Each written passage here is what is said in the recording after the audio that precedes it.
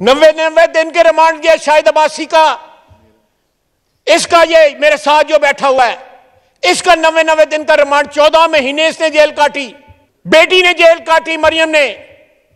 वजीर आजम जो है वो मेरा हमसाया था, वो रोटी मुझे बेचता था, रोटी नहीं पहुंचाते थे मुझे। हमें बताया जाता है कि इस मुल्क की हाकमियत किस तरह करनी है। इस मुल्क की जड़ों के अंदर, इस मुल्क की बुनियादों के अंदर जो है पॉलिटिकल वर्कर का खून है। यह सियासी जद्दोजहद की वजह से यह मुल्क कायम हुआ था। पाकिस्तान बनाने वाले जो है वो इमरान खान के की तरह कुछ स्पॉन्सर्ड लोग नहीं थे।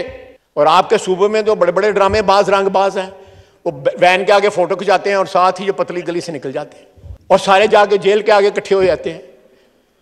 वो मेरा भाई पकड़े जाएं, हम तरीका बता जाते हैं किस तरह पकड़े जाते हैं, हम बता देते हैं। मैंने तो कल कहा है कि जेल भरो तो जो है फ्लॉप हो गई है ये फिल्म जो है, अब डूब मरो फिल्म चला।